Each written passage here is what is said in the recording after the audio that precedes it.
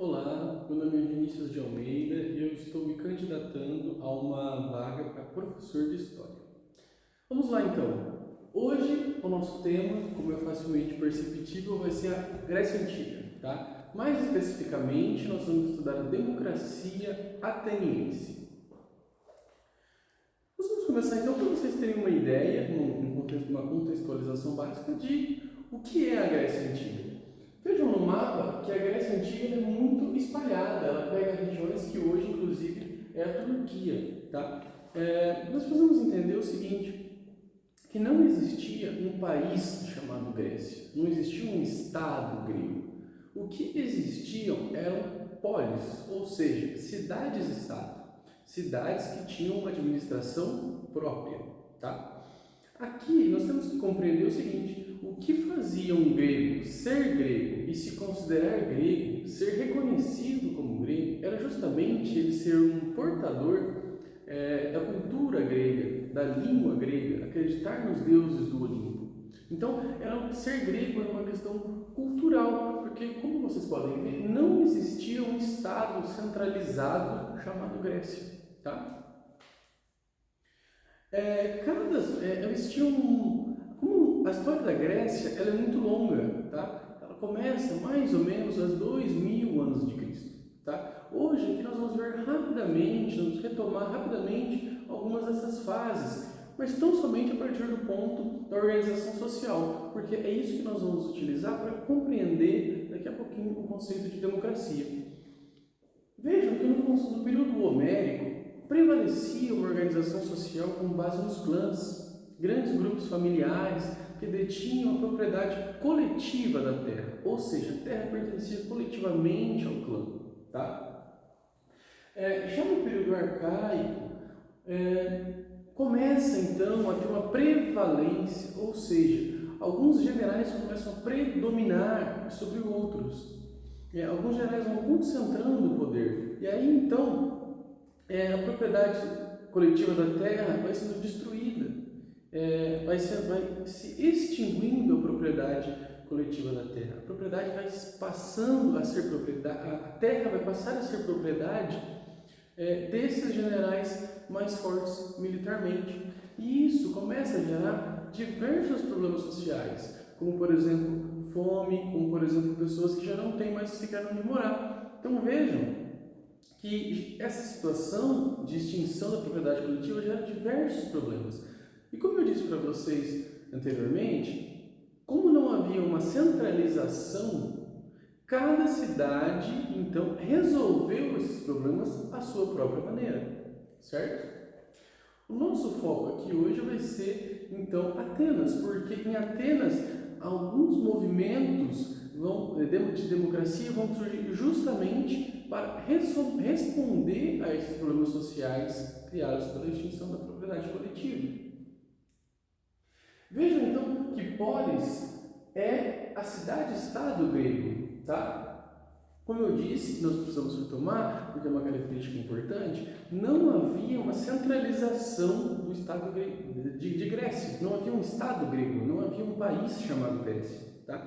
O que havia eram cidades onde os gregos moravam, e essas cidades se administravam de forma autônoma, e elas se relacionavam tanto em termos de paz quanto em termos de guerra. Tá? Nós temos que lembrar, por exemplo, algumas dessas cidades principais: Atenas, Esparta, Tebas, Corinto. Tá? São todas polis gregas.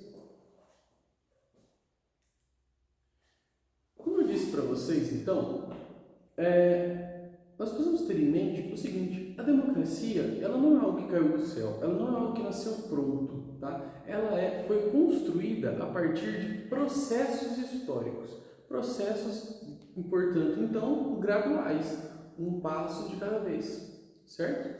Vejam bem, então, que um desses passos importantes foi as reformas de Drácon e Solon, realizadas em 594 a.C. Porque veja só, muitos dos pequenos proprietários haviam perdido as suas terras, como eu disse para vocês. Aqui, então, o Solon devolve essas terras, tá? Da mesma forma, ele proibiu a escravidão por dívidas, porque a população população mais pobre estava muito endividada. Ele também estabelece, e essa é uma consideração importante, que cada cidadão vai ter um voto. Cada cidadão tem direito, então, a um voto. Então, vejam como essas reformas incentivam os cidadãos a votarem e a participarem do processo político da cidade. Vejam como essas medidas, então, elas vão já dando notas daquilo que a gente entende como democracia. Um outro passo importante dessa construção gradual da democracia grega foi justamente Clístenes. Clístenes descentralizou ainda mais o poder. Ele criou o que é chamado de demos, ou seja, unidades políticas e territoriais que poderiam se auto-administrar, ou seja, que poderiam administrar-se de forma autônoma. Dentro da estrutura dos demos, nós temos o demiarca, que é um líder escolhido pelo voto, e nós temos uma assembleia, que é um órgão legislativo também escolhido pelos votos. Então veja só que é daí que vem o nome democracia, governo do demos.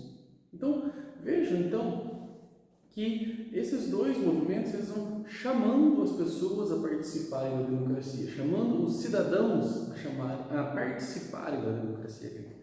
E o Clístenes também ele vai instituir o ostracismo. O que é o ostracismo? O ostracismo ocorria quando algum governante ou alguma liderança política agia para tomar todo o poder de volta para ele.